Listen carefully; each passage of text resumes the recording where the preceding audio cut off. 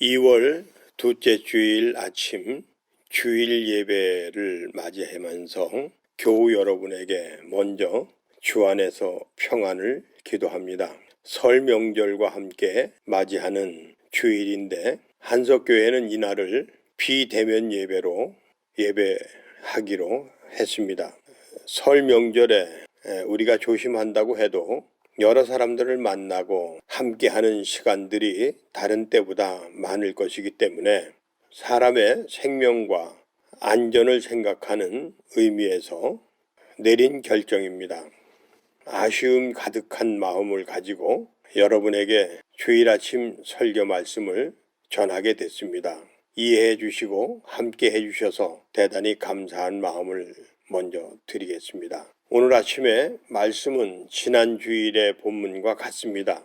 로마서 12장 1절부터 8절에 있는 말씀을 가지고 은혜를 나누도록 하겠습니다. 우리가 그리스도 안에서 한 몸을 이룬 사람들이라고 이야기합니다.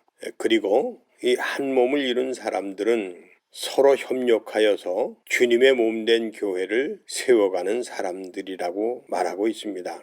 이 말씀 속에서 각기 다른 사람들이 어떻게 협력해서 한 몸을 이루며 화평을 이루고 주님의 몸된 교회를 든든히 세워갈 수 있을 것인가 라고 하는 점이 오늘 본문이 우리에게 주는 매우 중요한 메시지입니다. 그렇습니다. 각기 다른 사람들이 서로 협력하여서 한 몸이 된 그리스도의 몸을, 그리스도의 교회를 든든히 세워간다고 하는 것은 매우 중요한 일이지만 또 매우 힘든 일이기도 합니다. 바울은 아직 한 번도 보지 못한 로마 교회의 교인들의 소식을 듣고 그 교회가 든든히 세워져 가기를 바라면서 이 말씀을 전하고 있습니다. 첫째는 이 세대를 본받지 말라고 하는 것입니다. 여기서 말하는 이 세대는 어떤 세대인가? 우리가 깊이 묵상하면서 생각해 볼 만한 주제라고 생각이 됩니다. 여러분은 왜 바울이 이 세대를 본받지 말라고 했을까? 어떻게 생각하시는지 궁금합니다. 무엇보다도 본문이 얘기하는 이 세대는 로마라고 하는 세대입니다. 로마는 그 시대의 심장부입니다. 그리고 그 심장을 뛰게 하는 것은 힘이라고 하는 것이죠. 권력이고 돈이라고 이야기할 수가 있습니다. 돈과 힘이 있으면 무엇이든지 할 수 있는 사회, 반대로 돈이 없고 힘이 없으면 아무것도 할 수 없는, 단지 아무것도 할 수 없는 것에서 그치는 것이 아니라 사람이 사람 대접을 받지 못하고 인격이 무시되고 짓밟히는 세상을 이야기하는 것이라고 말할 수가 있겠습니다. 그런 세대를 본받지 말라고 하는 것입니다. 가진 사람이나 못 가진 사람이나 배운 사람이나 못 배운 사람이나 힘이 있는 사람이나 힘이 없는 사람이나 할 것 없이 모든 사람들이 서로가 가지고 있는 힘을 서로를 위해서 협력하고 섬기고 돌보는 가운데 함께 살아갈 수 있는 세상을 만들어가는 사람이 되어야 된다라고 하는 것을 이야기해주고 있는 것입니다. 그렇기 때문에 바울은 하나님이 기뻐하시는 일, 하나님의 선하시고 온전한 뜻이 무엇인지를 분별해서 살아가도록 이야기하고 있습니다. 하나님의 선하시고 기뻐하시고 온전한 뜻은 다른 것이 아니라 모든 사람이 함께 서로를 섬기며 돌보는 것을 이야기하는 것입니다. 지난 한 해 동안 코로나19로 인해서 우리는 우리의 일상이 파괴되어지고 그리고 그동안 우리가 소중하게 여겼던 모든 가치들이 다시 말하면 이 세상에서 가장 중요하다고 생각했던 것들이 힘없이 무너지는 것을 경험했습니다. 그리고 진정으로 소중한 것은 서로가 서로를 위해서 협력하고 함께하는 것이라고 하는 사실을 깊이 깨닫게 되었습니다. 그렇습니다. 오늘 우리는 세상을 살아가면서 함께라는 단어가 얼마나 소중한지를 알아야 합니다. 그리고 그 함께라고 하는 것을 위해서 서로 협력하는 길을 찾아가야 되는 것입니다.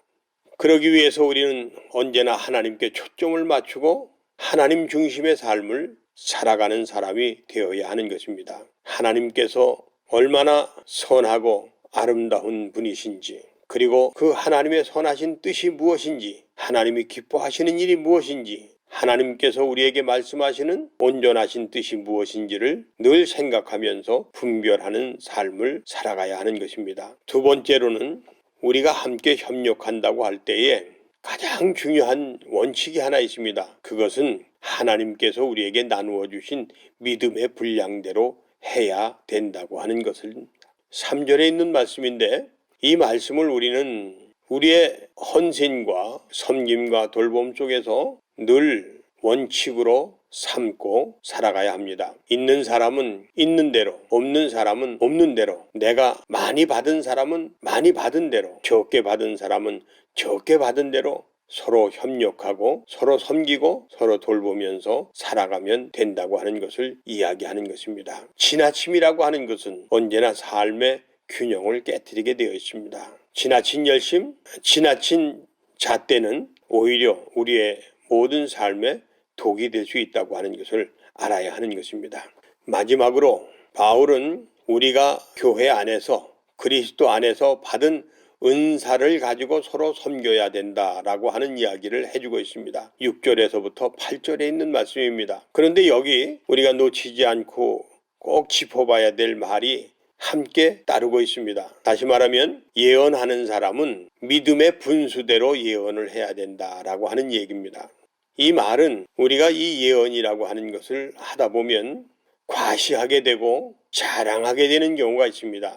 지나치지 말고 자기가 받은 믿음의 분수대로 진실되게 예언하는 사람이 되어야 된다고 하는 것을 이야기하고 있는 것입니다. 그리고 섬김에 대해서는 섬기는 사람은 섬기는 것으로 그 은사를 활용하도록 이야기하고 있습니다.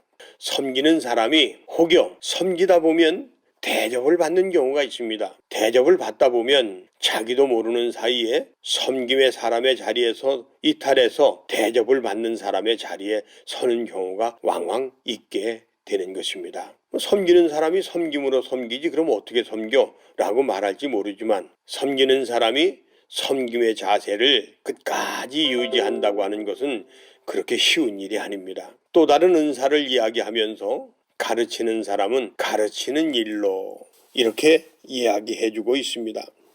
이 말은 가르치는 사람이 마찬가지로 섬김의 사람처럼 대접을 받는 경우가 또 있지 않습니까? 그러다 보면 가르치는 사람이 가르치는 것의 정도에서 벗어나서 잘못된 길을 갈 수도 있기 때문에 가르치는 사람은 오직 가르치는 일로 자기의 본분을 삼아서 겸손해야 된다고 하는 것을 이야기해주고 있는 것입니다. 위로해주는 사람은 위로하는 일로 마찬가지의 뜻이 담겨져 있습니다. 구제하는 사람은 성실함으로 구제를 해야 된다고 했습니다. 구제한다고 하는 것이 자기를 드러내는 일이 되거나 혹은 구제하는 것에 있어서 하다 보면 이게 참 어렵고 힘든 일이기 때문에 신용만 낼 수도 있습니다. 형식에 그칠 수도 있습니다.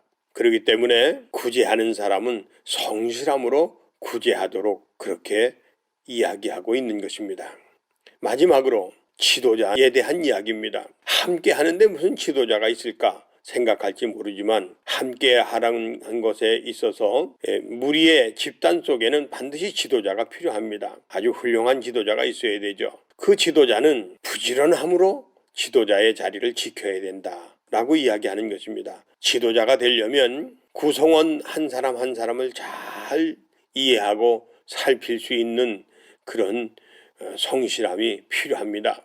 그리고 구성원을 이끌고 가기 위해서는 과거와 미래와 현재를 이해해야 되는 수고도 마다하지 않아야 됩니다. 요즘에 빅데이터란 말을 많이 씁니다. 데이터라든가 정보가 있어야 일을 할 수 있다. 그래서 이제 정말 참 중요한 그런 데이터가 필요하다. 이런 얘기들을 하는데 지도자는 이 데이터를 분석하고 그리고 그것을 통해서 미래를 예측하고 나갈 수 있는 힘을 길러야 됩니다. 이런 것들 하나하나가 지도자의 덕목에 필요한 것입니다. 무엇보다도 지도자는 게을러서는 안 된다는 것이죠. 부지런해야 된다는 것입니다. 한눈을 팔지 말아야 된다는 것입니다. 이렇게 서로가 서로를 섬길 때에 그리스도인의 공동체, 교회도 든든히 서가게 되는 것입니다. 코로나19가 오늘 우리 시대에 많은 어려움을 던져주고 있지만 또 한편으로는 이것을 통해서 우리는 많은 교훈을 얻고 있습니다. 교회가 얼마나 소중한 것인지, 교회 공동체가 얼마나 가치 있는 그런 공동체인지라고 하는 것도 깊이 생각하게 됩니다. 우리는 오늘 본문 말씀을 깊이 묵상하면서 우리에게 주어진 교회, 한석교회를 잘 섬기는 그런 노력을 해야 될 것입니다. 감사합니다. 설 명절 잘 보내셨습니다. 이제 이후에 우리의 삶이 새날의 삶으로 우리의 미래를 갖고 가는 데 있어서 부족함이 없도록 함께 기도하면서 노력해야 되겠습니다. 감사합니다. 더욱 건강하시고 주 안에서 평강의 은혜를 누리게 되기를 간절히 축원합니다. 감사합니다.